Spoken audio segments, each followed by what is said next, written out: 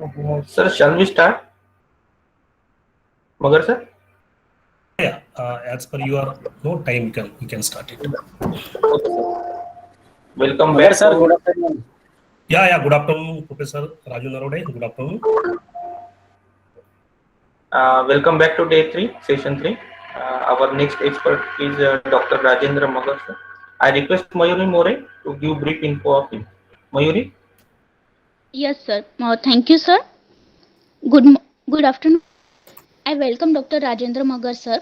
Sir is working as professor and head of civil engineer AIKTC Panvel, Navi Mumbai. He did his PhD in Institute of Technology, Bombay.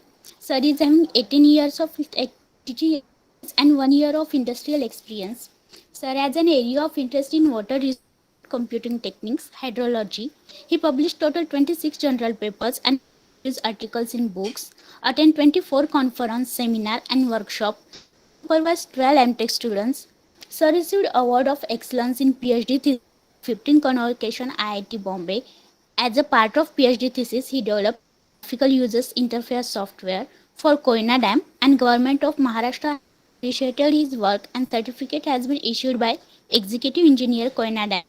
Sir is having membership of various professional bodies like Indian Society of Scholars, Indian Society for Technical Education, American Society for Civil Engineering, member of Hydrological Project Group, editorial membership and reviewers, International Journal of Engineering Development and Research, advisory member, Constitution Award Competition, Institution of Engineers.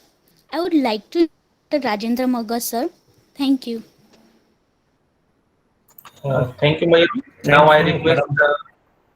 Now I request Magar sir to take over the class. Yeah.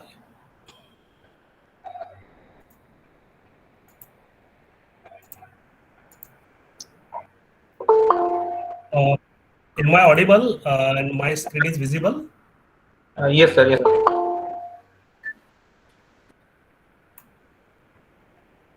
Screen is yes, visible.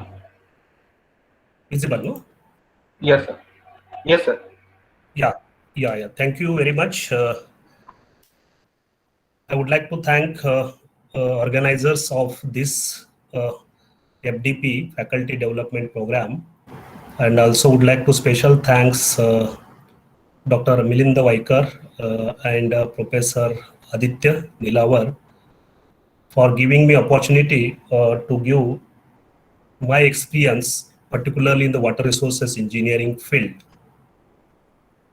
And more than that, actually, I would like to add one point here is that I am also the proud alumnus of AGGS College of Engineering, Nanded. I am the post-graduation from the AGGS College in 1994 batch. I passed out in 1996. Then I joined in teaching, and I'm continuing since 1996 till date in the teaching field itself. And I could get the opportunity to pursue my PhD. Am I audible? Yes, sir. You are audible, sir. Yeah. Okay. Thank you. Pursue PhD in IIT Bombay under Dr. V. Jyoti Prakash. So before, without too much go, just I would like to start my presentation. As my presentation topic today is application of soft computing techniques in water resources engineering.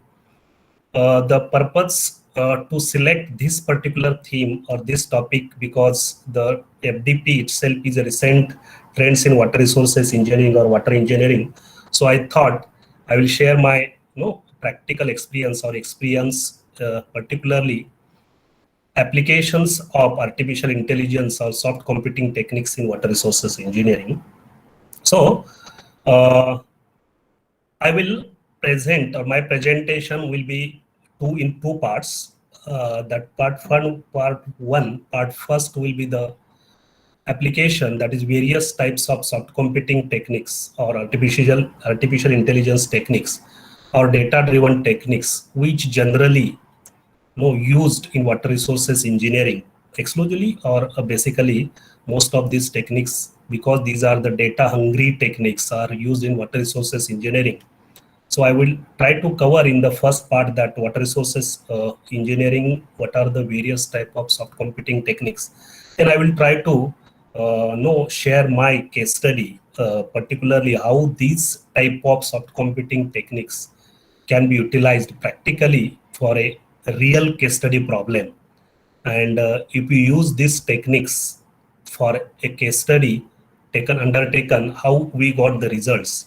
So this may be my brief outline of presentation today, or my expert talk today. As you are all, because I hope all are from teaching fraternity, some may be from the industry.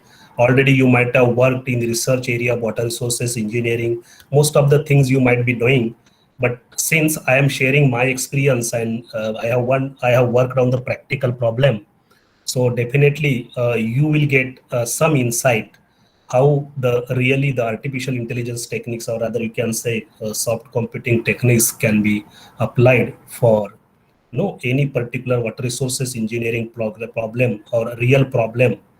So generally, when in water resources engineering particularly, or everywhere in general, but in particular water resources engineering, we always come across a very important parameter or very important term is called as a model or modeling.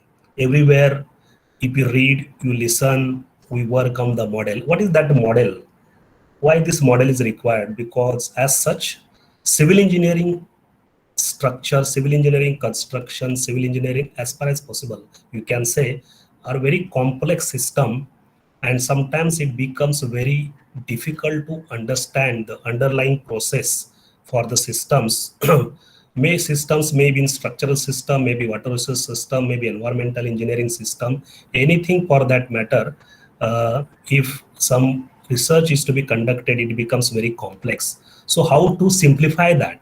That simplification is possible with the help of the model. That's why the model is always called as a set of assumption approximation about how the system works. And always, if you see the flow, any type of system in civil engineering in particular or in general, you can say it is always bounded by laws of nature. It means that we provide the input, some underlying processes takes place here, we apply some laws of the nature, laws of the everything, then we get the output. So this is the actually concept of the model. Or it is also nothing but a simulation technique in which sometimes we say that the mathematical relationship between various you can say variables, the variables may be independent variable, dependent variables, interdependent, independent, and dependent variables. If we establish the relationship, that become you can say the simulation technique, and that sometimes simulation technique is also called as a model. We generally say that it is the mimic or real system which through may the computer program, or we would like to understand the prototype, so we make the model. So if you see how that system work in hydrology, you might have learned all these things. Generally, we say that in case of water resources engineering, we have a lot of variables comes into picture, maybe spatial variable, maybe temporal variable, and always inputs will be bounded various randomness with respect to the set space, with respect to the time. Sometimes the system becomes very non-linear, very difficult to understand. So if you see here, the inputs, if you given system transformation, we get the output. Like as we know, the input may be the hydrological processes, physical environment. Like this, how in case of water resources engineering, or in case of hydrology, how the model works. This is the typical structure of the model, how it works. Now, as you know that everything in water resources engineering, many things are related to vary with variable with respect to the space, that is the place to place it varies. Even if you see, we get the rainfall, we get the southwest rainfall, particularly Indian context. We generally get the rainfall for 4 months. Generally, we say that we receive the rainfall, India receive the rainfall from June to October. But if you typically see that the effective number of rainy days may not be 4 months. If you calculate the effective rainy days, it may varies between 100 to 125, 130 or 150 days, not more than that sometimes. So it may be less than that also. So, and if you see how we receive the rainfall, it is called the randomness, change with respect to the space, changes with respect to the time. We know that in India, the maximum rainfall receives in Nazinram or Cherrapunji in Assam, where we get around 14,000-15,000 millimeter of average annual rainfall. Whereas in Rajasthan itself, we get very less minimum or minimum rainfall, maybe 100 millimeter average annual rainfall. So if you see the variation in the context of space, place to place, lot of variation takes place. Even if you see the variation of the rainfall from district to district or state to state, from district to district also, you will find the variation of the rainfall. If you see in case of Maharashtra, you will find the maximum rainfall, average annual rainfall in Konkan region, particularly or Mumbai region, you can say you will get around 5,000, 6,000 average annual rainfall. But if you see the Marathwada region or Vidarbha region, generally if you see the trend, average annual rainfall is very less. If you see even district to district also, one district at one corner you will get good amount of rainfall, at other end you will get less amount of rainfall. Even taluka place to taluka place also, even village to village also, you will find lot of variations into the rainfall, non-uniformity rainfall with respect to the space. Sometimes by joke we always say that when you travel on a road from one city to the other city, you will find on the left hand side of the road it's good amount of rainfall, but the right hand side is dry. So this is non-uniform. So that's why the water resources engineers have got a lot of challenges, because most of the things are in random in nature and it changes with the space and time. That's why this modeling concept is very, very important as far as water resources engineering is concerned. And if you try to find the real-time solution, practical solution, we need to study the modeling process then and then only. For complicated system, water resources system, we could give the practical result. That's why there are systems, there are randomness, maybe the randomness in the form of the deterministic, maybe the stochastic, deterministic, maybe the lumped, maybe the distributed, as these are the different types of flow. The stochastic may be space independent, space correlated, time dependent. So all these things what indicates, because we need to understand all these processes before we apply the model. And based on this randomness and based on these processes, models can be classified into varieties of the form. The model may be classified as a distributed model, the model may be classified as a deterministic model, stochastic model, physical model, and combination of that. So that also will try to highlight. So generally, if you see how the historical evolution in rainfall runoff modeling, particularly the hydrology or water resources engineering took place, as all of us, we have studied that, particularly in 1815 to 1900, water resources failed. The empirical equations were using even to calculate the runoff, to calculate the peak flow from the catchment area. For example, you might be remembering that the English formula was used to calculate the peak flow if the catchment areas lies in a certain region. So there were empirical equations. Still, some of the empirical equations are practically used to calculate variables or the parameters of hydrological parameters or water resources engineering parameter. It may be the short range runoff, it may be the long range runoff, it may be, you can say, flood, maximum flood discharge. So this was already in 1815-1900 period. It was extensively being used, and over a period of time, the rational methods also used to use. That is you can say consistency between different units. Like you can say that the peak flow in a particular catchment can be determined by particular Dickens equation or Reeves equation. So those rational methods equations were also existing, still existing. So in 1920, rational methods were introduced, and revolution took place when in the 1932, where unit hydrograph method has been introduced by Sherman. That is a very popular term or popular parameter in water resources engineering or in hydrology, where it is called as a unit hydrograph method. So unit hydrograph method is very important, because this unit hydrograph is called as an engineer's tool to calculate the flood or to calculate the runoff. So unit hydrograph has been introduced in 1932, and gradually subsequently the various types of models have been developed. Depends on the various concept. Like a conceptual model was introduced around 1950. You might be remembering the Nash model, Clark model, the combination of Nash and Clark model. Then physical model based on the physics, laws of physics, laws of momentum, etc. The physical models were also developed, and sometimes you might be remembering at the same period of time, stochastics model, which were depends on the randomness, probability. Nothing was fixed, like you can say ARMA model, where stochasticity time series models were developed. Those type of models are called as a stochastics model. And in order to calculate the more effective solution, even the combination of all these models were used. That those models are called as a combined model. And over a period of time, because of this digitization, because of this computerization, and the revolution took place, and maybe around 1990, 1995, around a lot of soft computing techniques have been developed, extensively used in water resources engineering, civil engineering, in any field.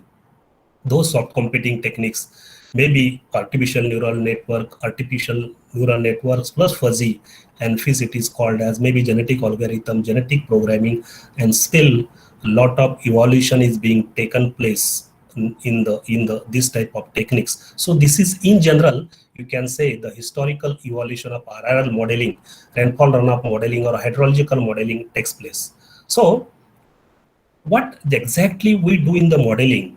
Generally, we say we want to form a model, we want to work on a model. Generally, what are the important steps generally followed into the modeling? Because always the first important step is identification of the system itself, which cause the underlying processes with their effects. So we need to understand the system itself, problem itself. Then very important second step of modeling is conceptualization of the system. The techniques that are to be used should be conceptualized properly. If you understand, if conceptualization is perfect, then you can formulate the relationship between the various variables. It may be dependent variable, it may be independent variable, maybe interdependent. So you form the mathematical equation, and that mathematical equation, sometimes it is translated to the computer program as an algorithm if necessary. That's why this you can say recent advancement took place. So this is called as a conceptualization of the system, is very important. And of course, when you conceptualize that particular modeling system, the verification of the model is also important. With the series of known inputs and outputs, we need to verify the model. And next, most important is, when you verify the model, then how to implement that particular model, how to implement that particular equation, how to implement that design model practically. So that may be the important steps into the modeling. That is identification, conceptualization of the system, verification of the system, and implementation of the system. So why these models are necessary? Generally, we see why it is required modeling, why models are important in engineering fraternity, particularly water resources engineering fraternity. Either when any researcher works on a water resources problem, what he's going to do, what he's going to achieve, what is the objective of that? Either he's measuring something, either he's estimating something.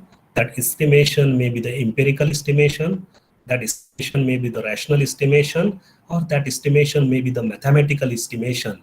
Our most important thing where the water resources engineering is aimed for is either it can be used for the prediction purpose, it can be used for the simulation purpose, or to understand the system, models are required.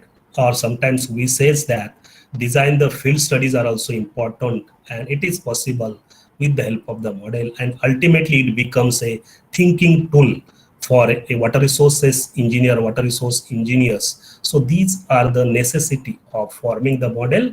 We need to do something. We need to measure, estimate, simulate, predict, understand, design, and as an engineer's tool or thinking tool to work on the water resources engineering problem.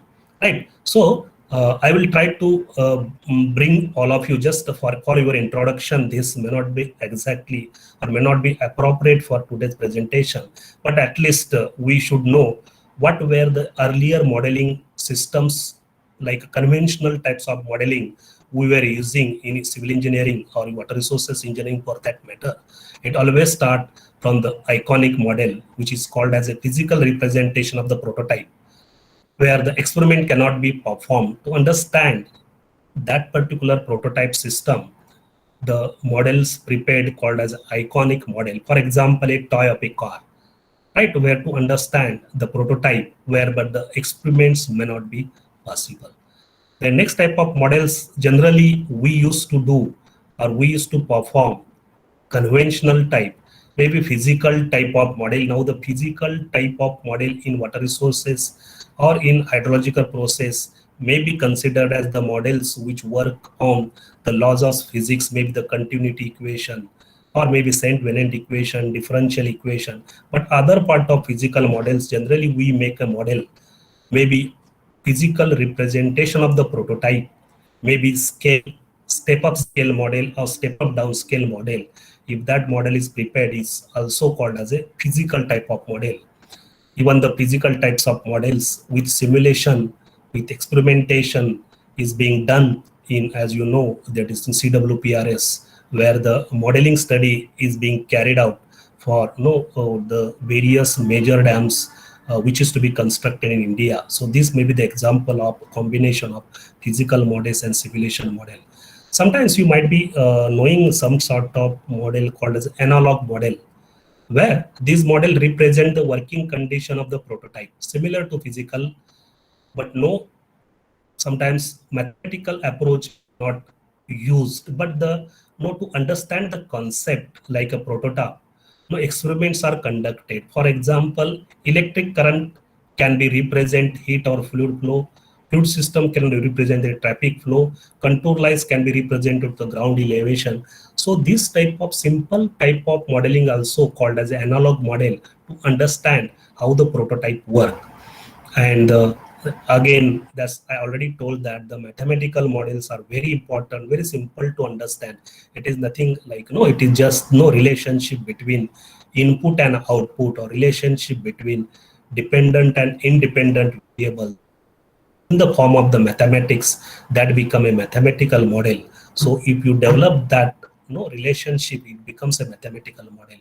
Then of course there are the models can be called as a deterministic, that is a definite. We know input is a function, output is the function of input. So input or output data is definite. So those type of models may be called as a deterministic models. And in hydrology or in water resources engineering, the many models are stochastic model. That's why I told earlier also, second slide, that stochastic means having a random variables. The variable states are not described by unique values, but it rather influenced by the probability distribution, and the behavior cannot be entirely predicted because of lot of variables comes into picture, lot of changes with respect to time and space. 1 minute, sorry.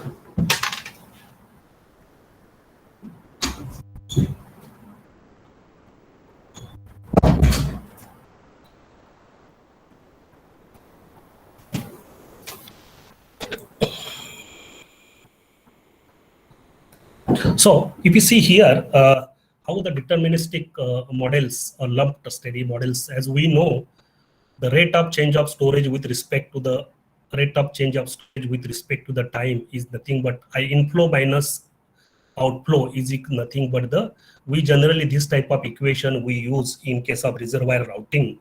If you have studied the reservoir routing, the reservoir routing may be done by the modified pools method or Runge-Kutta methods. In that we generally use this deterministic relationship. So we say that I minus Q is equal to rate of change of storage with respect to the sign. So how this hydrograph comes into picture, and this particular relationship is called as a deterministic relationship. And when it is varies with the probability, chance, time variance, it depends on the probability distribution, that is called as a stochastic type of models. So again, the modeling may be classified as like a conventional static model, dynamic model, where the static does not account for the element time, whereas in dynamic model, a lot of dynamics come into picture. So differential equations comes into picture, then discrete type of variable, discrete type of modeling, continuous type of modeling, which are the function of the time. So that type of modeling also can be classified. And basically also these particular terms are very important, particularly in the research. Maybe the modeling, you can say that even type of research is called the deductive and inductive type of research. Generally, what we perform, what we do is a very conventional type of research, very traditional type of research, or traditional type of modeling we are doing. That type of modeling or that type of research is called as a deductive. It starts from theory, then we formulate the hypothesis, that is the tentative statements between various variables, assumptions. We do that hypothesis, we form the hypothesis, we test the hypothesis, we observe that, we find the result, and we come to the conclusion. So that type of modeling is called as a deductive modeling or traditional type of modeling. And extremely, you can say exactly opposite to that, something out of that is developed in the form of the theory by observation. That is called as a very qualitative type of research, qualitative type of modeling, which starts itself from the observation, and in the observation pattern can be recognized and tentative hypothesis can be formed, which leads to innovate some new theory. So that type of modeling or that type of research is called as a inductive type of modeling. As already mentioned, the conceptual models depends on the concepts, maybe the combination of physical existence and observations, right? And also I explained about the empirical models. Then the various types of models can be classified based on the physical process, based on the input variables, based on the processes, space, relationship with the variable, based on the time, based on the variant, based on the generation. So these are the various types of models generally used in hydrology or in the water resources engineering. Based on these parameters and models can be classified, right? So it is important to know, discriminate, or important to identify which type of model you are going to perform for your own problem. Now, as this is also everybody we know as a civil engineer, because initially for optimization, that is minimization or maximization, even system engineering, we were using the linear programming, where we can say it is a sort of also mathematical optimization, where we would like to find the best solution or the optimum solution. That optimum solution may be either minimize the cost or maximize the profit with respect to the constraints. So that also we know that linear programming, even the integer programming, which depends on the mathematical optimization or feasibility program, it called as integer modeling, then integer linear programming. Just I am highlighting this, then I will shift the soft computing techniques, then mixed integer linear programming, transportation type of model, non-linear programming, that all this modeling, dynamic programming, where is the complex problems has been you can say divided into sub problems, sub solutions, and the equations are used called as a dynamic programming. Then goal programming also multi-objective. But all these conventional type of or traditional type of modeling, we cannot replace this. This is very, very important. All these models, we cannot say should not be that. Those models have based on certain assumptions, certain fundamental science, scientific background, but in a period of time, because of the complexity, there are some limitations of what we have so far discussed. Those are the called as conventional techniques. Lot of assumptions required to be done, sometimes not flexible problems, particularly if you want to have the really practical solution. So it may fail to give the closer to the reality. And since a lot of constraint, lot of variable, thousands of variable, are involved into the system, so sometimes it becomes a computational problem for higher dimensional issues. So this is also one of the limitation in case of the conventional type of modeling techniques. That's why it is called as a curse of dimensionality. Sometimes even based on that, even if you try to write the program, since it is a lot of variables are included into this, lot of constraint, thousands of constraints are involved into this, so it may become very difficult to run your program or to work on those. So what is called as a curse of dimensionality, and sometimes fail to give solution for highly non-linear problems, because most of the problems in water resources engineering is called as a black box. We don't know what is happening inside to the system. So sometimes these type of conventional type of techniques may give may fail or may not able to give the solution to the non-linear problems, highly non-linear solution. That's why over a period of time these type of techniques have been evolved, right, without replacing the earlier techniques or conventional modeling. That is called as a soft computing techniques. See the word, you might have even sometimes in this particular lecture series also some experts might have covered this, so you might be knowing or you might be working on this. So why this soft computing techniques, why this word soft is used here? Because this type of techniques, this type of artificially or to some extent we can say data driven techniques, where they are data hungry, their success, their solution, their output depends on what quality of the data and what quantity of the data depends. So it depends, and this type of modeling techniques even work when it is uncertainty, when sometimes you are not sure if it is imprecise, incomplete information also can be taken care by these sort of techniques, very flexible type of techniques. That's why it is called as a soft computing techniques. For example, if there are three researchers working on a particular problem, water resources engineering problem, maybe rainfall runoff modeling, one researcher has got 50 years of data, other researcher has got only 20 years of the data, maybe third researcher maybe 15 years of the data, right? So with three different data sets, three different data years, what is in their hand, they can apply these type of techniques differently, right? And they can apply these particular techniques differently by applying their own mind, by studying the techniques, right? So they may get different result, but since these techniques are user friendly, it depends on the expertise, how you use this, understanding the concept. So your solution, your problem, your answer will depends on how close to the reality. So you can even verify with the various types of conditions, that is called as a, you can say, checking conditions, maybe different types of check conditions are available, whether that particular answer solution is 90% accurate, 95% accurate. So this is the advantage of soft computing techniques or data driven techniques. That's why it is called as a soft computing techniques. That's why sometimes it is called as a partial truth also. We are not sure it is a low cost solution, it is a perfectly all right or not. So in case of partial truth also, this type of techniques gives the answer. If the situation is ambiguous, rational decision if you want to make, if the data is imprecise, right, in that case also this type of techniques can be used.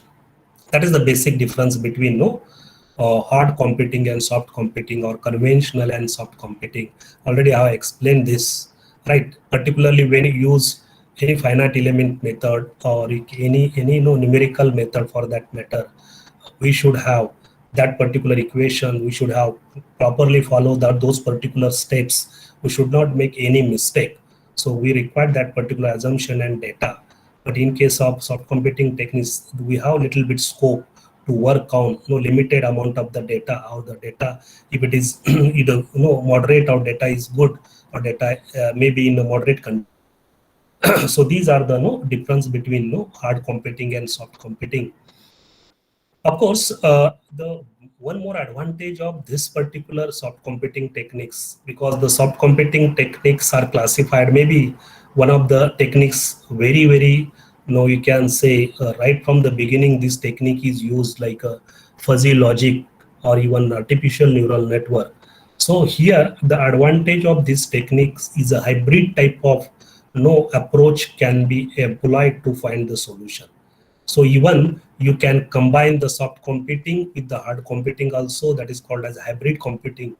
Even fuzzy logic separately you can use, or fuzzy logic and neural network you can combinedly use. Even genetic algorithm can be used. So the hybrid type of computing, hybrid type of working is possible in case of soft computing. So a lot of flexibility is given to work on this type of techniques. So this is also one of the advantage of the soft computing techniques, where it is used. If you study everywhere nowadays, soft computing techniques are, even civil engineering field also. In all the streams, these soft computing techniques have been used. Whenever, wherever we have good amount of data, right? We can use the artificial neural network, we can use the genetic programming. When there are optimization problem, either minimization or maximization, genetic algorithm can be used. So every field, this particular soft computing techniques have been used. You see the field in engineering, you see the field in other diversified fields. These soft computing techniques have been used. You take name the soft computing, any name or any water resource of any engineering field, you name it, the soft computing techniques. Even medical field also, these particular techniques have been extensively used.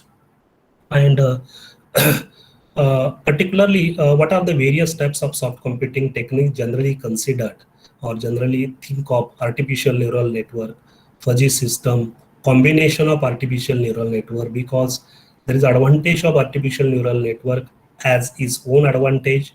Fuzzy has got its own importance. Even the combination of neurofuzzy is also possible. It is also called as adaptive neurofuzzy system. Where is the we can say the strong point, or the you can say the good output, good benefit of the artificial neural network taken, and fuzzy system also taken, and the combination of this system become a neurofuzzy system. Whereas the genetic algorithm, as you everybody know, that genetic algorithm is a very powerful tool, can be used particularly for optimization problem. A lot of complicated problems can be solved with the help of the genetic algorithm, right? Whereas it is this theory, particular genetic algorithm based on the particular Darwin's natural selection theory, it is called a survival of the fittest. So in advance to the genetic algorithm, just to know, it is genetic programming technique is also available, wherein the genetic program itself gives the its own computer program when you work on the genetic programming. Then there are other type of technique, model tree, support vector machine. Still lot of evolutionary techniques have been developed into the civil engineering fields.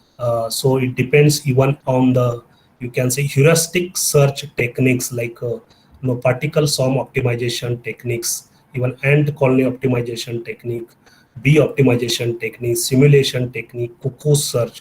So based on the pattern by the various organisms into the living organisms, this study has been done by the scientists and the theory has been developed. So this type of techniques are also, as already I have explained, the advantages of soft computing technique. Model the processes very fast, help faster model development, ability to handle large amount of data. Models use human reasoning also.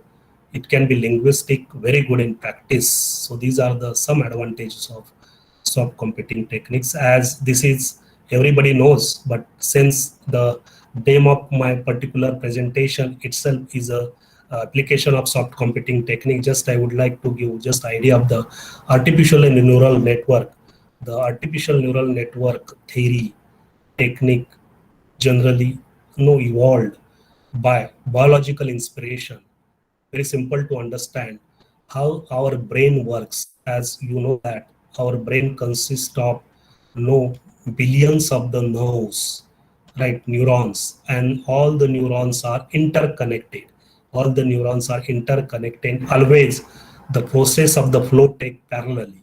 Information passes from one neuron to the other neuron very parallelly. So always each neuron is connected to the other through thousands of synapses. It is called a synapses. And as you know that the property of the brain is very powerful. Our brain is very powerful. We understand, we recognize the pattern, we recognize, we store the information into the brain, automatically, naturally stored information into the brain. So always we learn from the experience, we adapt to the environment. The brain is very robust, effective, fault tolerant, and system's ability to deal with the malfunctions are based on how our biological neuron work. Similarly, no artificial neural network also developed. How particularly the neuron transmits the information from input to the hidden layer to the output layer. How the processes see the neuron structure, our biological neuron, human brain neuron system, how the information receives from the input, like dendrites receive the messages from the other cell, and this information comes to the cell body of the center of the particular neuron, and again it is processed here, and it passes, that information passes, message goes parallelly from the cell body to the other neuron through this axon. If the process formation is very parallel in feed forward direction, it goes to the, you can say, through the axon to the synapses. Again, this information is again connected to the other neuron of the brain. So this is how the information process from the particularly our brain. And on similar principle, the neural network, artificial neural network has been developed. There are always three types of layers that is called as input layer. The input layer may be number of nodes, which depends on what input, what is the problem of your input problem. Then hidden layer, the output layer, information is passes through the input layer, the processing is done here, activation function, it is totally the procession transformation takes place, and the output from the input layer is transferred to the output layer, and here you will find the output. And generally what happens, the given output and desired output, the differentiation discrimination takes place, and here mean square error is calculated, and mean square error, if it is more, again it is back propagated from the output layer to the hidden layer, then input layer, and the process is continued till there is a minimum square error exists, and at that particular point this particular neural network can be stopped, and it will give its own result. This is how the artificial neural network works, like our brain works. So this is in general the concept of artificial neural network.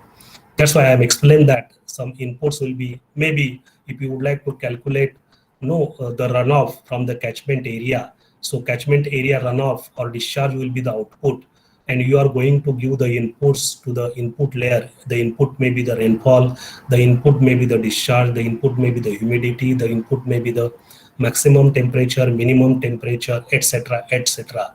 Where when you give the inputs in the form of the data, and the processing will start, the weight will be formation will be takes place into the hidden layer, you will get the output. This is how the information passes from the input layer to the output layer.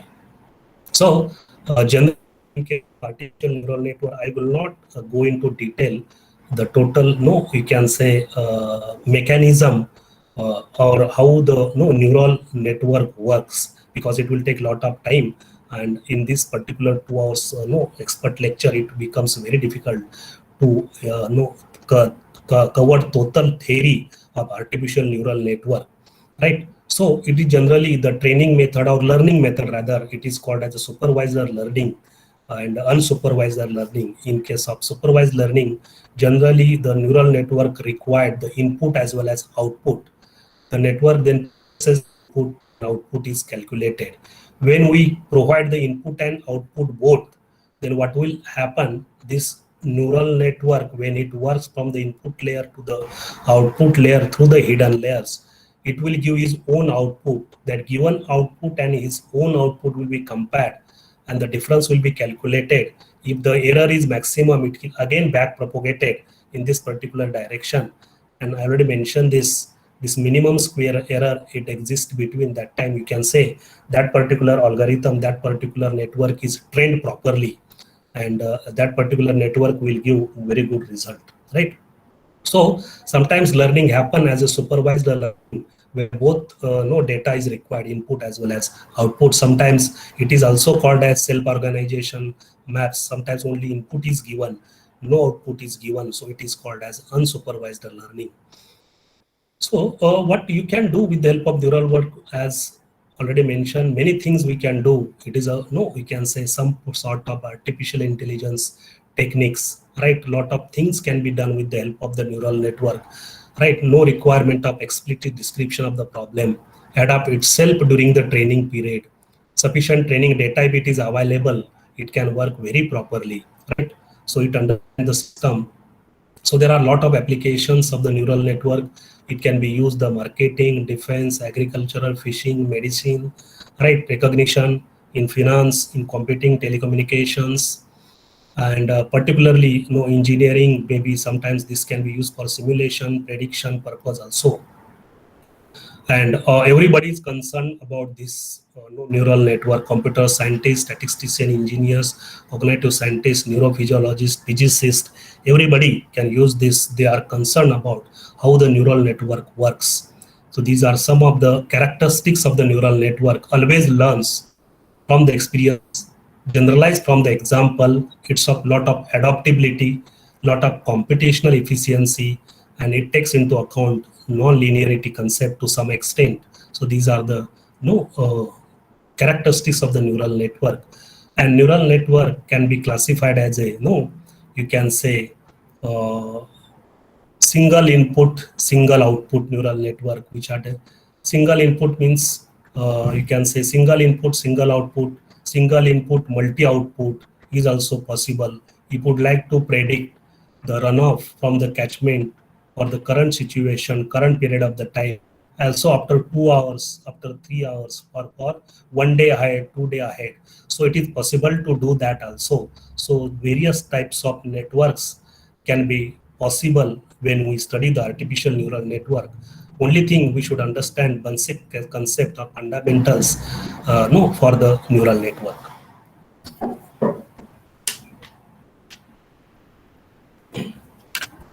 Now, how particularly the designing of the artificial neural network formed.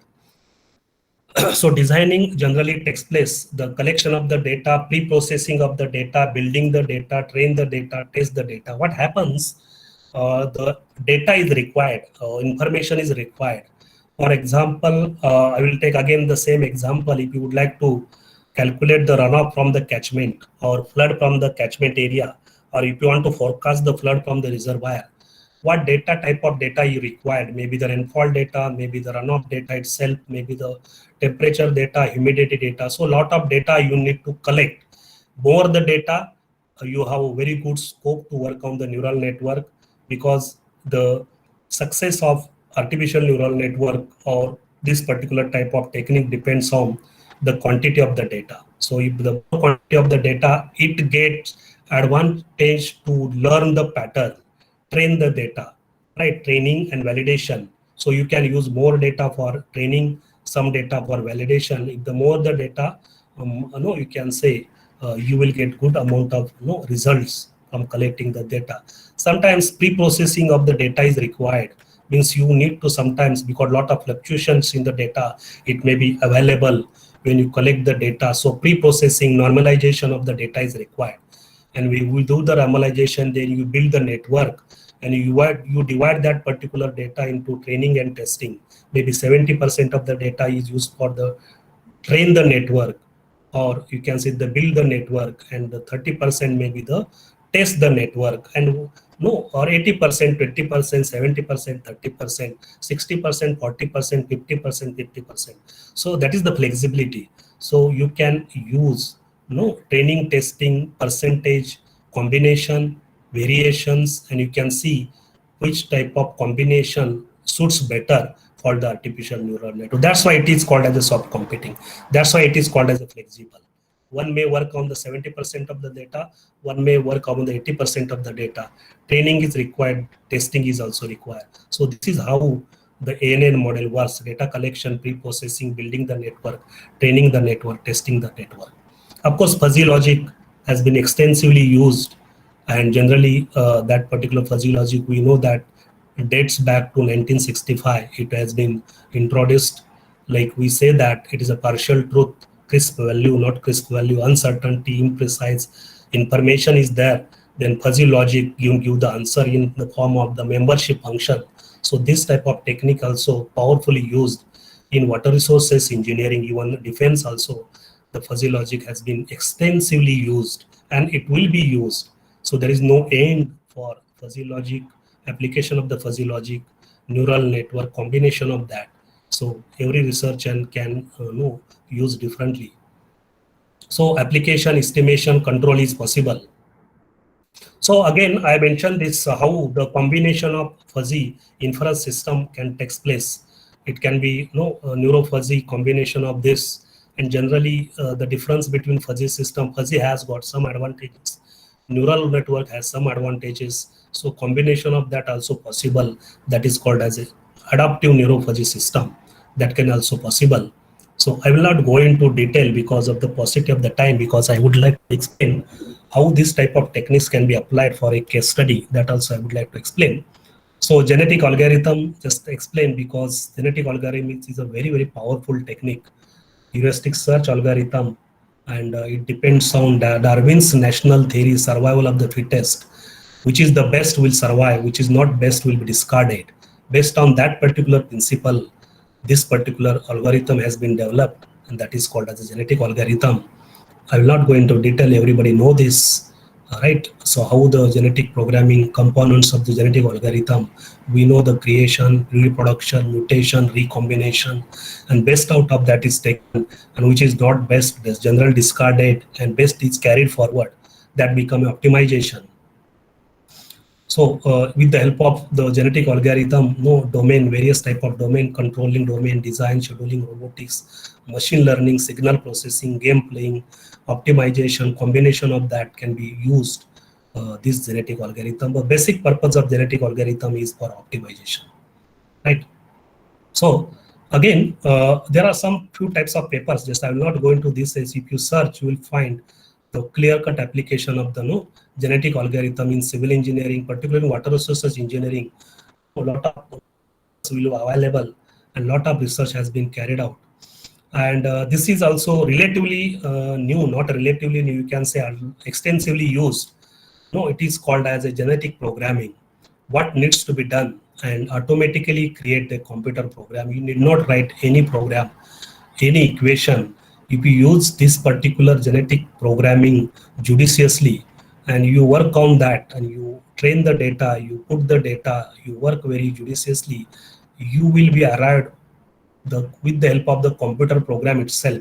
And that computer program can be converted or used for the maybe purpose, maybe for prediction purpose, maybe for selection purpose. So that is the basic difference between genetic programming and genetic algorithm.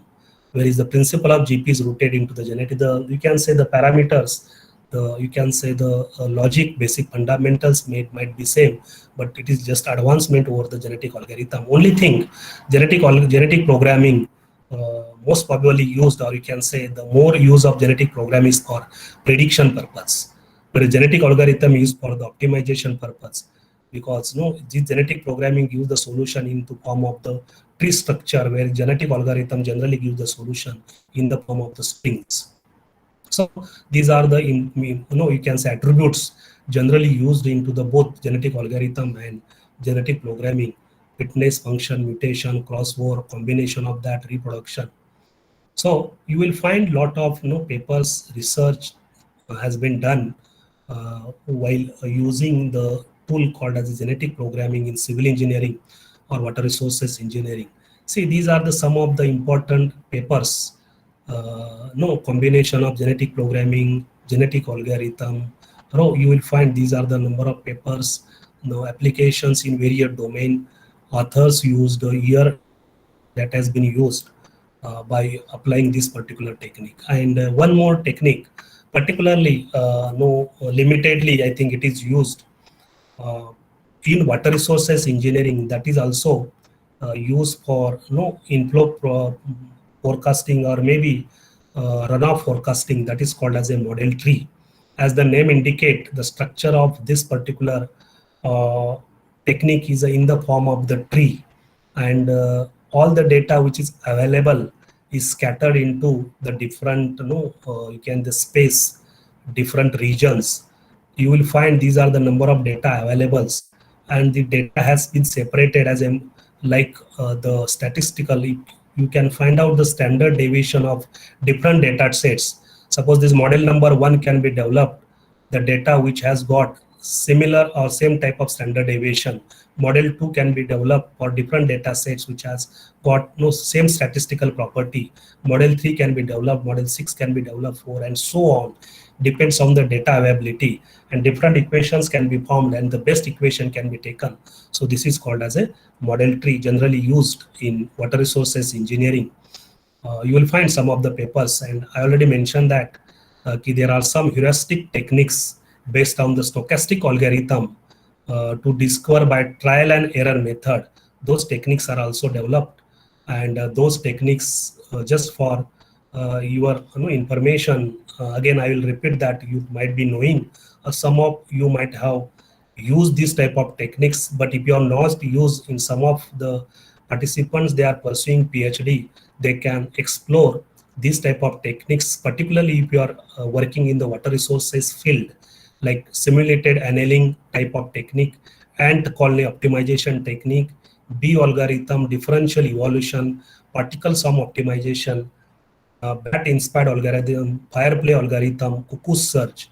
These are also various type of recent techniques. Of course, this is old technique, but relatively recently these techniques have been used, and those techniques are called as a meta heuristic algorithm techniques, wherein in water resources engineering field these techniques have been used, are being used. So we can explore that also, and that is what the small swarm of intelligence techniques, recent computational to system optimization, where random search techniques is taken place, and this type of swarm optimization classified as a ant colony optimization technique or a particle sum optimization technique, wherein you will find know how the you can say characteristics of the ants when they move from source to the destiny or searching the food. Initially, if they want to go from A to B, from the source A to the destiny B, or from point A to point B, sometimes what happens, the ant colony will move in two different directions, and in the process they will come to know, or they will try to find which is the short each particular that. So all ants will try to move from only one path, that is from path A to path B. That is, this particular path will be followed by the ant, and by understanding the behavior of the ant movement from one part to the other part, the technique has been developed that is called as ant colony optimization technique, and that also technique has been used in water resources or civil engineering field, right? So you will find many application of all these techniques in our field. Sometimes the particles of optimizations can be how the fishes, how the birds flocks or moves in a team, right, in a certain direction. So pattern of these birds, pattern of the fishes can be understood and studied, and the techniques have been developed for optimization, and those techniques also used for the solving the complicated problems of civil engineering or water resources engineering. So you'll find some of the papers in slope stabilization using recent soft utilization technique. This particular paper was published in International Journal of Numerical Analytical Methods. So you'll find relatively good number of research paper on these particular techniques. One important theory also has been developed, and particularly in water resources engineering, where a lot of randomness comes into picture, where a lot of dynamic sort of randomness comes into picture, when the system like a butterfly effect, in that case, the Kayas theory has been developed and it is being used largely in water resources engineering problem. Particularly, you will find the paper of Dr. Shiv Kumar. A lot of papers you will find on the Kayas theory for to solve the problems in the water resources engineering. That's why I'm just highlighting these are the theory are in existence or extensively being used in water resources engineering. So it might be useful to you if you try to understand or try to know this theory, and even why not to use, even though we are working in the teaching field, research field, as if we know all this theory for a particular problem, why not to use either this theory or combination of different theory to find the practical solution of our difficult problem. Like even one more theory, or it is called as a cuckoo search method. And interestingly, this method, this search theory has been developed by behavior of bird called as a cuckoo bird. And the typical characteristics of this bird is it always lays and eggs on not his own nest. It will try to go from one tree to the other tree and try to lay the eggs in other nest. So the pattern of that particular typical pattern of that bird is understood, and no theory has been understood, and the technique has been developed. And this particular cuckoo search even has been method has been used for structural engineering. Like if you see one paper that is optimum design by trusses by cuckoo search method. So these are the various fantastic options are available for researcher, for all of us research. And then why not to work on this and understand the systems, understand the basic fundamentals, and use this type of techniques. Then firefly algorithm also, this type of techniques also being used in water resources engineering and particularly in civil engineering. Firefly algorithm based on the and simulated annealing technique is also probabilistic meta-heuristic technique has been used for the optimization purpose. Synthetic intelligence also is being used. And as so far what I have discussed in brief, and it is very difficult for me to explain each and everything in a short period of the time, and even I will not be able to explain each and everything, but the techniques where I have worked can be easily explained. But since this is the only faculty development program, so I have to limit to my time.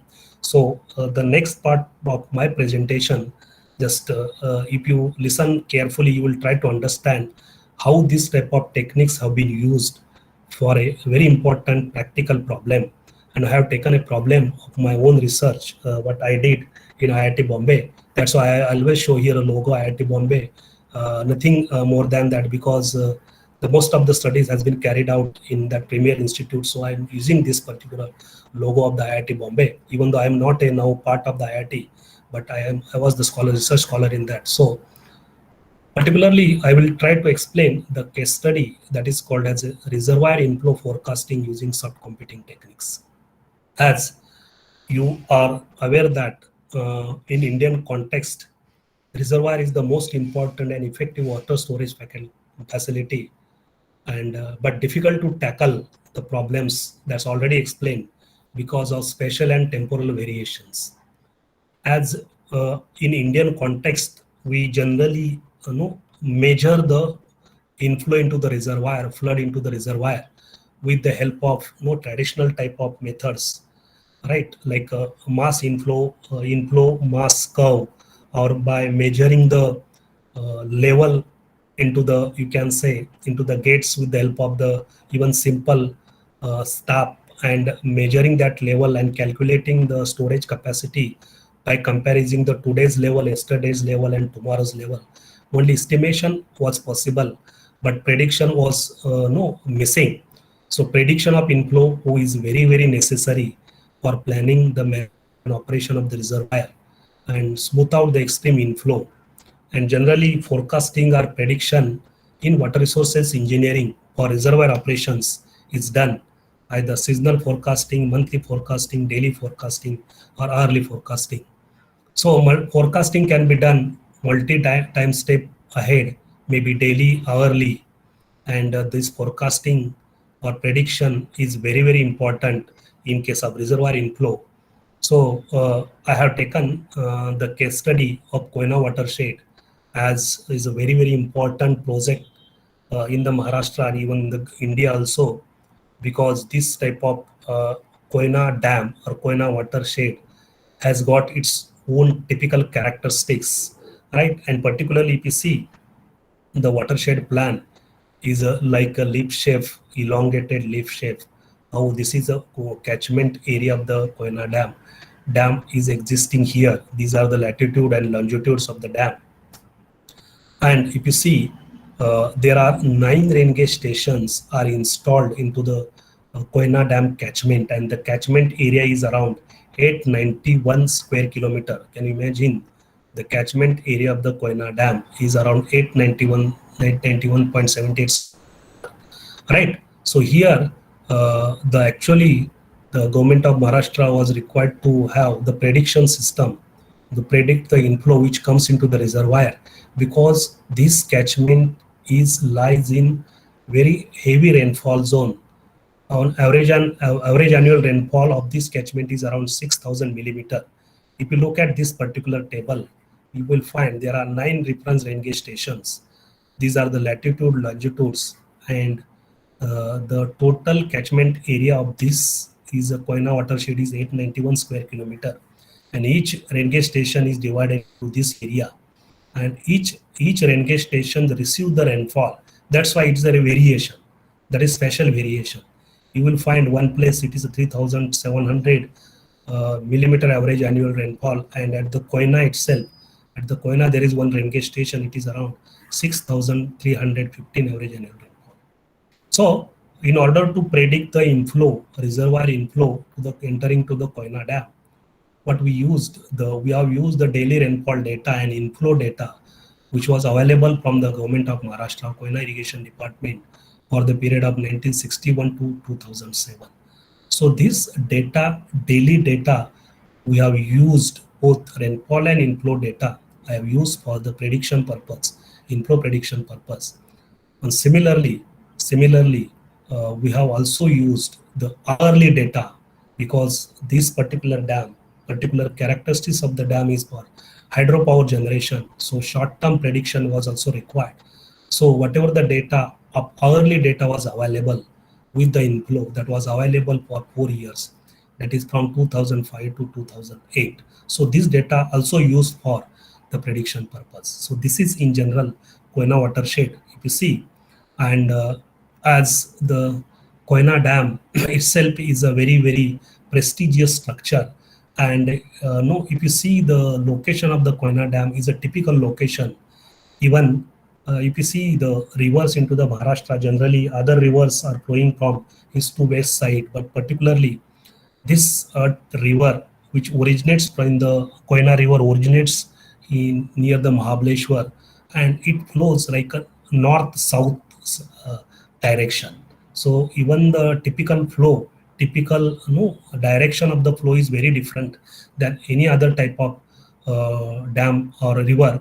And if you see the silent feature of the dam, concrete dam, why this dam has got more important? Because the hydropower generation, around 2000 megawatt power is generated.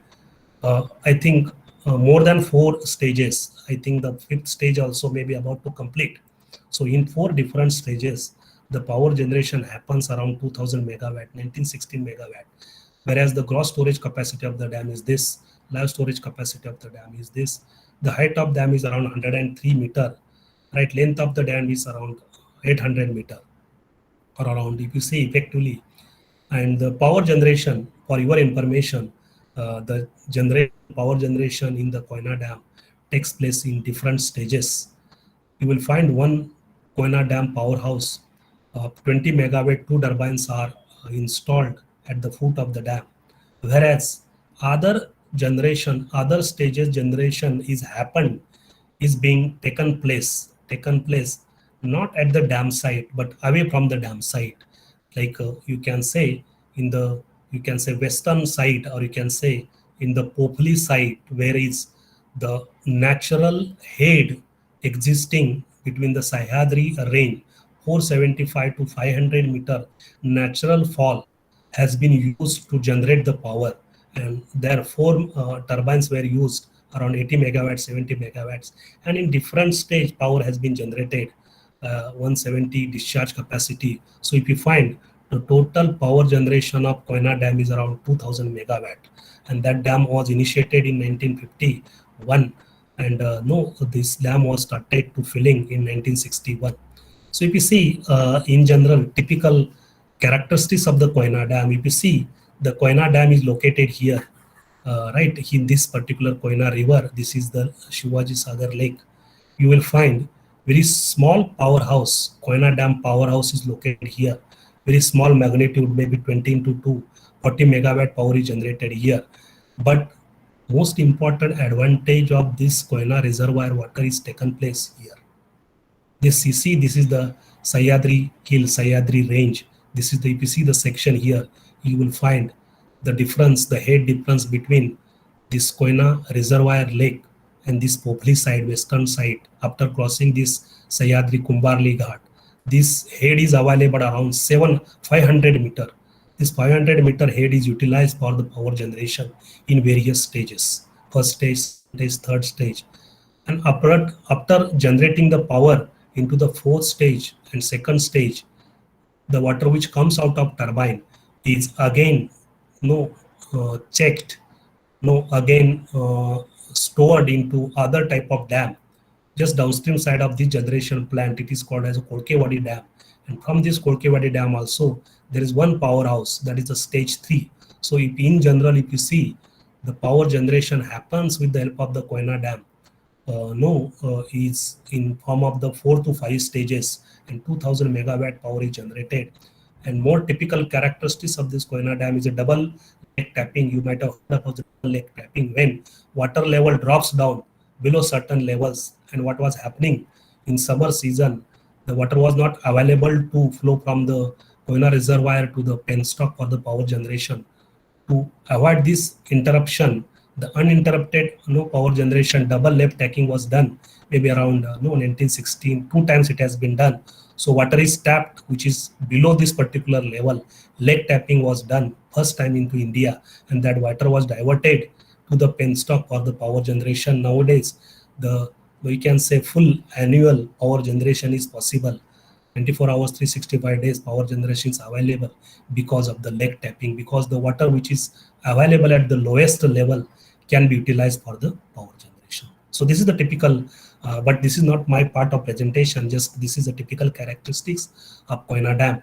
But in order to predict the reservoir inflow, maybe for daily purpose, hourly purpose, what I have used the methodology to predict the flood. I have used different techniques like stochastic model, regression model, soft computing technique, artificial neural network, NFIS model, linear genetic program model, and even I have also developed the unit hydrograph for that particular catchment, and which is the best model out of that. That model I have selected and prepared the graphical user interface for the prediction purpose, and that was very successfully used even for some time in the Koyna Dam for the prediction purpose. It means that if you know the rainfall and runoff which is happening in a particular period of the time, in a particular day, with the help of this particular model or graphical user interface, even the Koyna authority or particular that department will come to know what may be the flood enter into the reservoir by tomorrow or next 1 day ahead, 2 day ahead, like that. So stochastic models have been used because the data was available. So conventional stochastic ARIMA model was also used. Then since the data was available for 47 years, the regression model, which is the relationship between dependent and independent variable, so this multiple linear regression model was also used. Then I will not go into detail the technical part of this, but it is very simple that the relationship between dependent variable and independent variable, the regression, very simple relation equations were developed. And 3 methods particularly I have used: artificial neural network, neurophysics, and genetic programming, along with the ARIMA methods, along with the multiple regression methods and unit hydrograph techniques. So particularly the suitable type of neural network what I have used, because in my case, based on the cross correlation, based on the autocorrelation, the data was available in terms of, no, you can say lagging was available. Current date -1, current date to -2, the data was available. So the best suited network was time delayed recurrent neural network was also used for the prediction purpose. If you find here, these are the input layer. Q stands for inflow discharge of the current day, average rainfall of the current day, and average rainfall of the previous day. If we give the input and 47 years of the data, it means that I was having data sets around 17,000 data sets. So 17,000 data sets working only will be possible with the help of this particular type of technique. Conventional type of techniques was impossible to use. So I have used neural network and I have trained the models, and prediction was possible. The prediction was possible for current day, next plus 2 days, and next plus 3 days, also with the help of this network. So this network I have used even for early generalized feed forward neural networks were used, wherein the prediction was possible for current time step plus 2 hours, 4 hours, 6 hours, 8 hours, and 10 hours. And even the combination of neural network and fuzzy inference system also used, that is called as NFIS, were used for the for the training method for calculation purpose. This was the flowchart of the method. And linear genetic programming is also used because I wanted the particularly required to be for the prediction purpose. So I thought, why not to use genetic programming technique or linear genetic programming techniques in the this particular technique was also used. And as this I will mention that because I have mentioned that in modeling, when we collect the data, we should always try to find what is the time series plot of that particular data, how the trend of that particular data sets. If you see this particular chart, am I audible? Yes, sir. You are audible. Okay. Please look at this particular figure. What this particular figure shows. This particular figure represents the 47 years of the data. It means that plot of daily average rainfall and daily inflow. That is from 1st January 1961 to 31st December 2007. Means for these number of years, I have collected the data of 9 rain gauge stations. Means daily 9 rainfall values used to get, and that was averaged.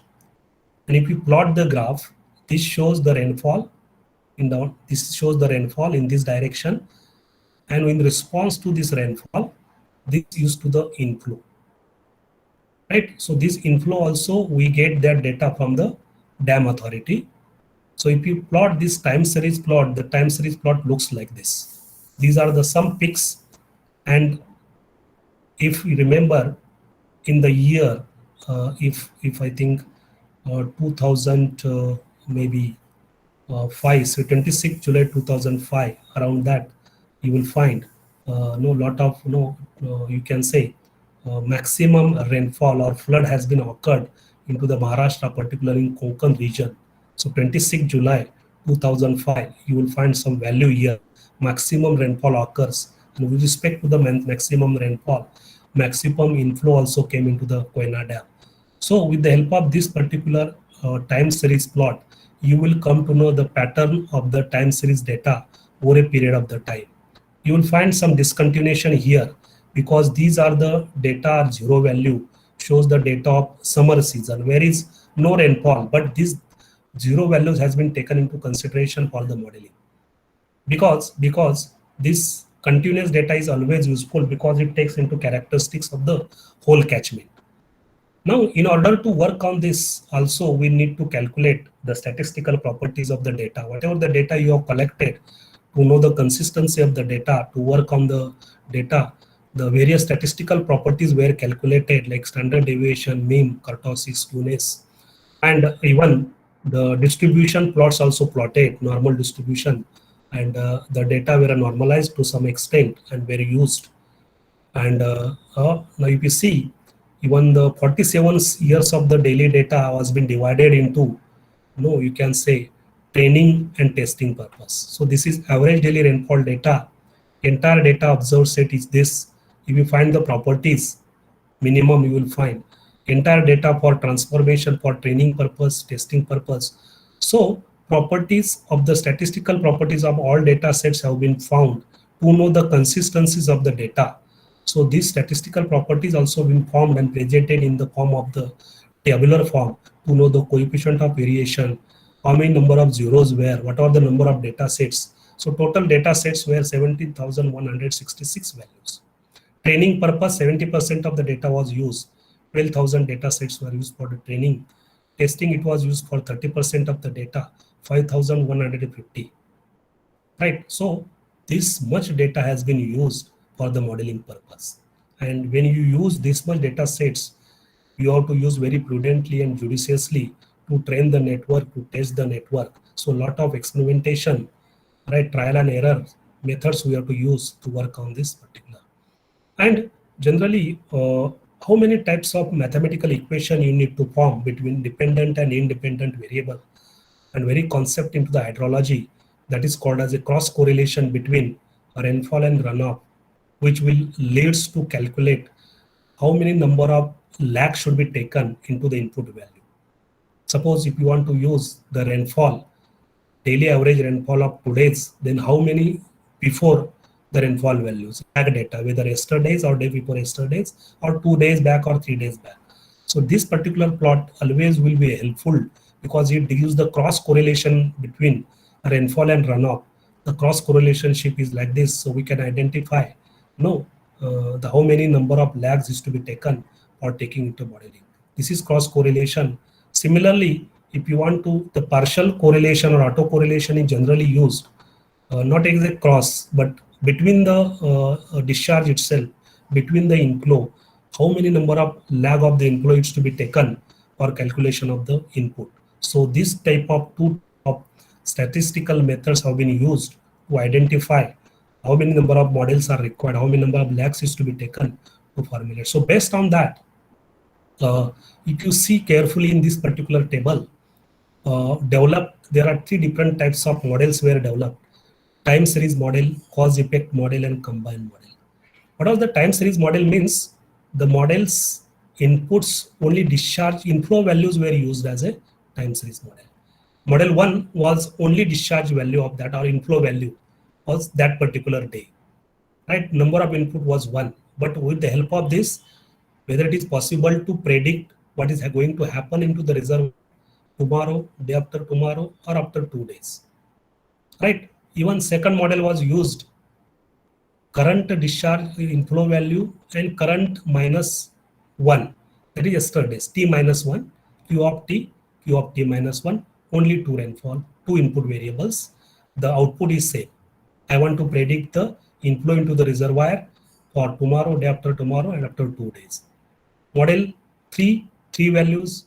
Model 4, up to qt minus 2, t minus 3, 3 days, current day, and minus 2 days. Then model 5, 5 variables. Model 6, 6 variables. So these number of models have been developed for a time series. Then cause effect models means, what is the cause? Effect is inflow into the reservoir. Cause was rainfall value. So current average daily rainfall value was used, P of T. For first model, 1 input, then 2 values, today's rainfall and T of minus 1 day rainfall, 2 inputs, 3 inputs, 4 inputs, 5 inputs, till 9 days lag were used for the cause effect modeling. And combined modeling was also possible. That is the advantage. Even you can use input as a rainfall as well as inflow. So here combined models were developed. That is Q of T, Q of T minus 1, P of T, Q of T. So this type of modeling, combined model were used.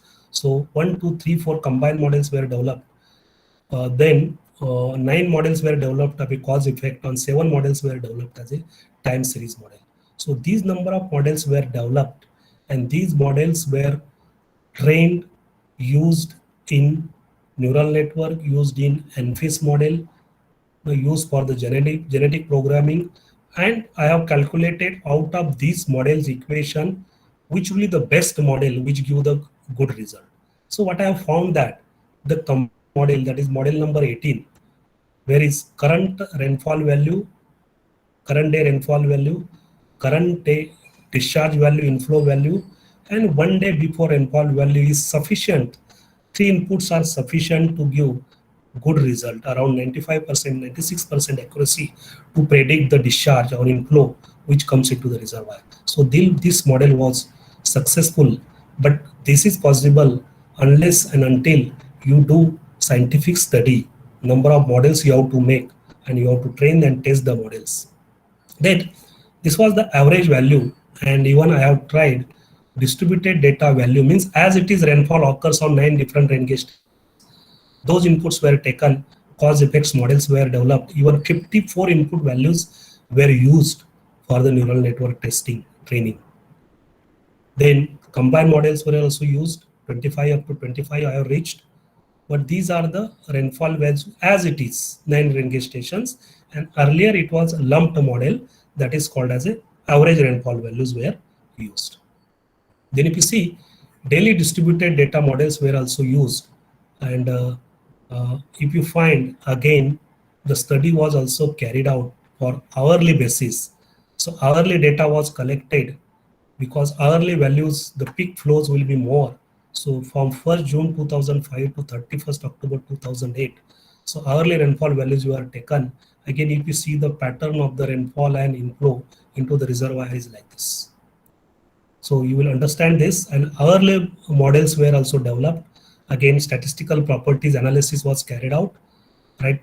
Distribution carried out. Again, tabular form to know the consistency of the data for training and testing. The statistical analysis was also carried out, and it was presented into the form of the tabular form. Again, to know the cross correlation between average rainfall, average inflow, and only to the discharge values were carried out. And for early data, time series models were carried out 3, cause effect 3, and for combined model 1, 2, 3, 4, 5, 6 models were made as a combined model. Again, I will repeat this. Time series model means only discharge, inflow was used.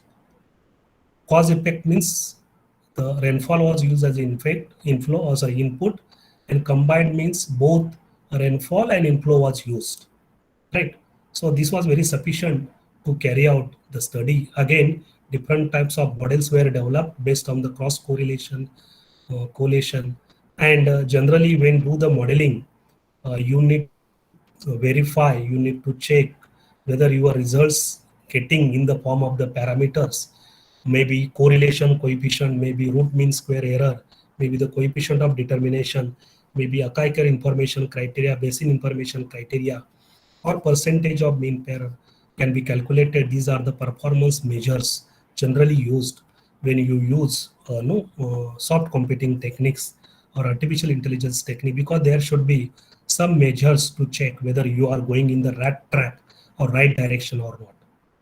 And also I have used the instantaneous unit hydrograph technique, that is developed the Nash model for this, and Nash model was also used, and derivation was done, and ARIMA model answer also I have got, because before jumping to the soft computing techniques, these conventional or ARIMA models or stochastic models also tried or checked whether these models will work better. So ARIMA models, stochastic models were used, and since the data was available for a good amount of year, so daily multiple linear regression models were used, equations were developed, where even these models, if you see the combined models, were able to give good results. If you see the results are presented here, the results are presented in the terms of correlation coefficient R, Nash-Sutcliffe efficiency, root mean square error, AIC value, BIC value, and these are the results to check. You find wherever the correlation coefficient, it is around 80%, 0.8. Maximum Sutcliffe efficiency around 0.66. Root mean square error is this. So in case of multiple linear regression also, we could get this much answer. So even the model which was the combined model, daily lump data 3 inputs model was performed better than other model. These are the scatter plot generally used to know the pattern of the peak flow. So scatter plots also required to be find out. And ANN models, train model was used, you find the same type of model. Even the main characteristics of this study was the model which was the combined model, that is ANN model number 18, which has got 3 inputs, works better for all different types of techniques, for multiple linear regression also, for ANN also, for NPs also, for genetic programming also. So you will find, since the results are better than the multiple linear regression, you will find better value here. R is 0.94, E is 0.93, root mean square is reduced to 8.55. AIC, BIC values also, generally you will find the accuracy up to 94%. Then these are the scatter plot of that particular model, observed versus predicted. Then you will find here also the NFIS model, same model. The results you will find for all the models, but the same model which was having 3 inputs give better result even than the ANN model. Around 9.96 was the correlation coefficient. Root mean square was reduced up to 0.07. So, and this was performed better than even multiple linear regression, even the neural network, and this worked better than this. And this was the scatter plot of scatter plot means the plot which is plotted between observed values and predicted values. This gives the relationship between how the values are deviated from the ideal line. So, and even this type of structure was used in final ANFIS structure. I could get like this. So these were the input: current rainfall data, current minus 1 time step data, rainfall data, and current discharge data. With the help of this, we could predict the 3 output values: T of learn, Qt of t plus 2, Qt of t plus 3.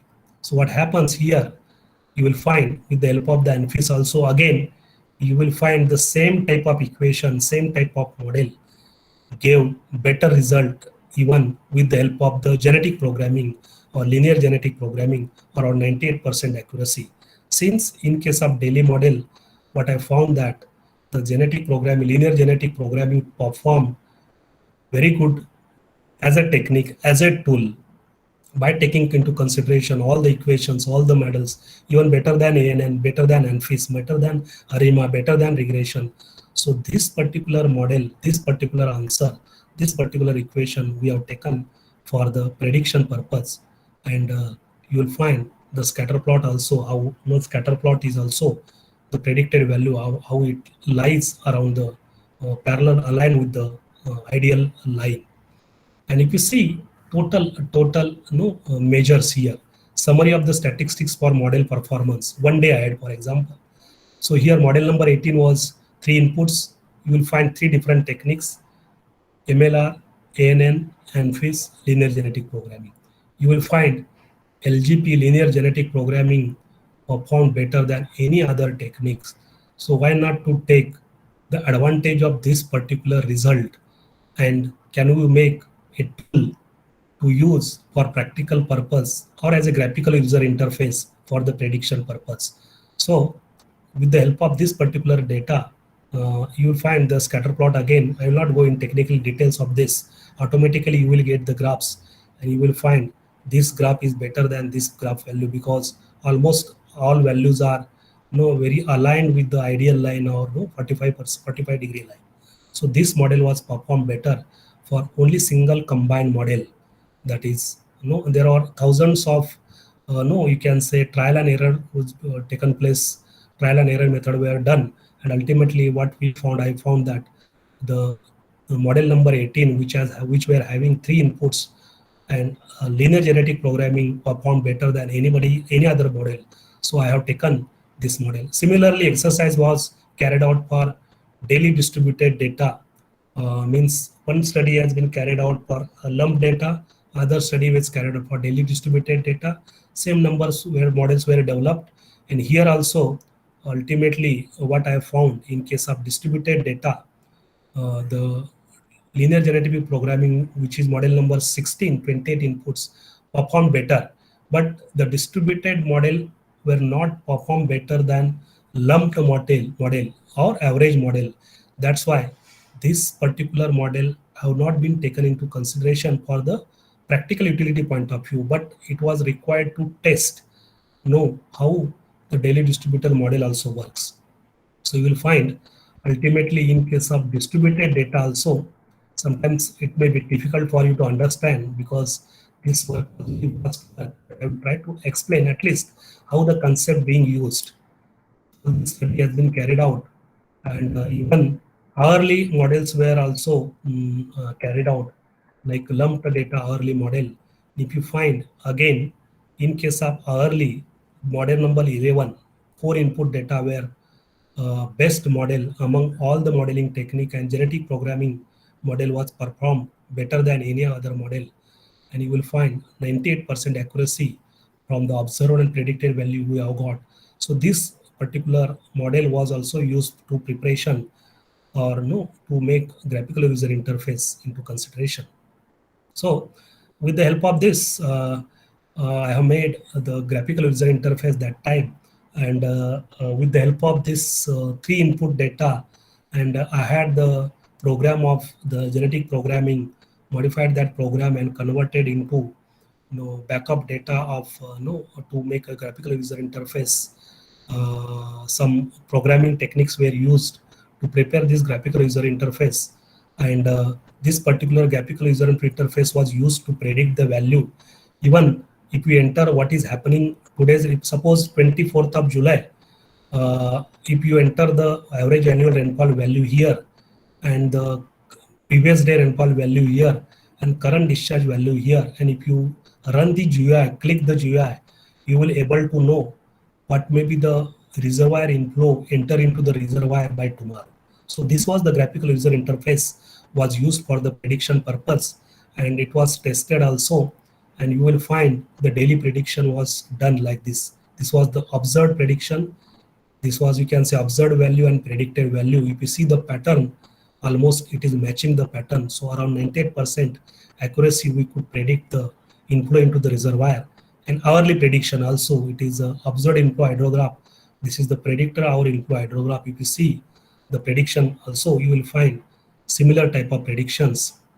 And see, most important thing is the practical application of GUI is also has been done, and that is also data which was not used into the model formulation. If you remember what I explained, that data was used from the 1961 to 2007, but in this modeling for testing purpose after network, 2 years of data were used, whether that data was not used for the modeling. So this data was tested, and if you see accuracy, statistical property, observed and predictor value, only the error was 1.37% into the mean value. In standard deviation only -2, kurtosis only -6, skewness only 5. And if you see the pattern, how the prediction, exact prediction we have got, it was correctly matching. So that was you can say the best use of this model was tested also, validated also, and the data which was not used for the modeling.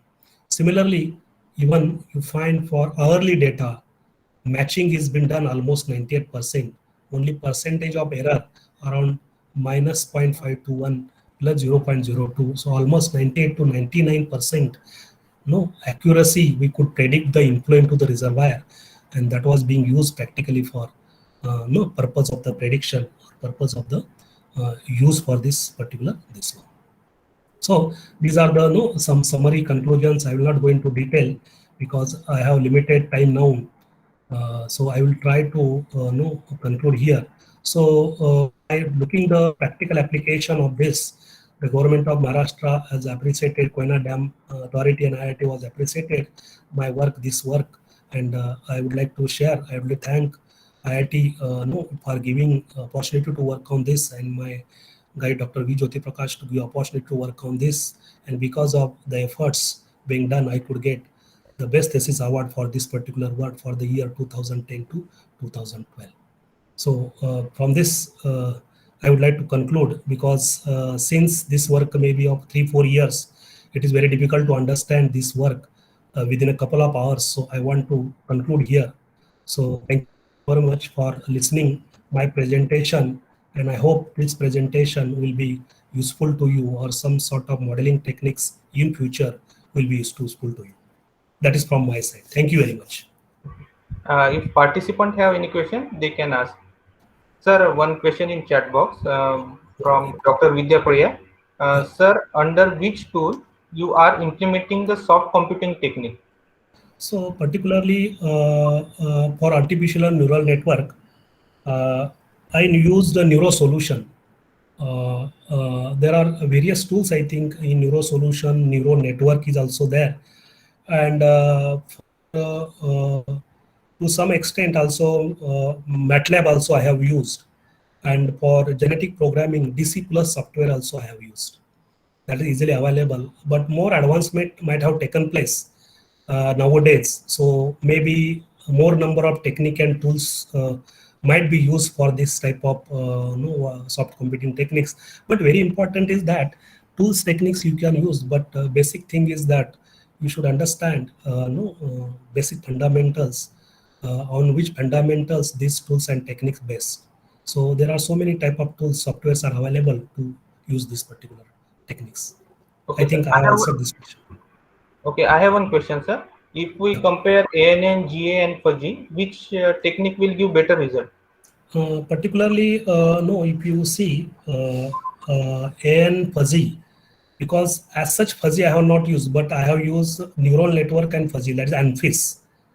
But if you see, better than neural network, what I found, that combination of neural network and fuzzy logic perform better than only purely neural network. That is my observation. Okay, sir. Any participant? A question? Can you suggest any free Neuro Solution is the free open source software is available. I think recent I am not aware that any other type of solution tools are available, but you can search and you will find number of. But I suggest MATLAB can be used effectively for even for neural network also to some extent. I think, I don't know, fuzzy logic also can be used, and FIS also can be used, and genetic algorithm also can be used. And for genetic programming, we can use DC plus software.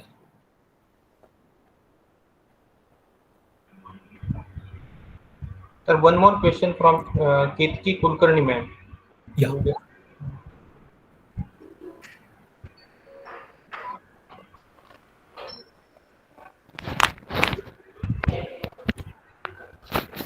Yeah, please. A very informative session. Thanks. Just a question way out of this topic. Please allow. How did you manage to complete your PhD in just 3 years? Please guide. Actually, I have not completed in 3 years, but my work was completed in 3 years. But I have extended my work 1 more year just for writing the papers and make more practical oriented. So I could complete my PhD in not in 3 years, but 4 years I could complete successfully. But major part of the research work was over into the 3rd year itself. Any question? Okay. Thank you, sir. The lecture was very informative. We are grateful for the time and effort you took to share your work. Thanks for accepting our invitation. Thank you.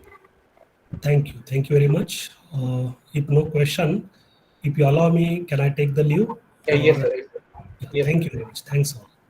Participant, tomorrow we'll meet at 10 a.m. Thank you. I conclude today's session. Okay, thank you.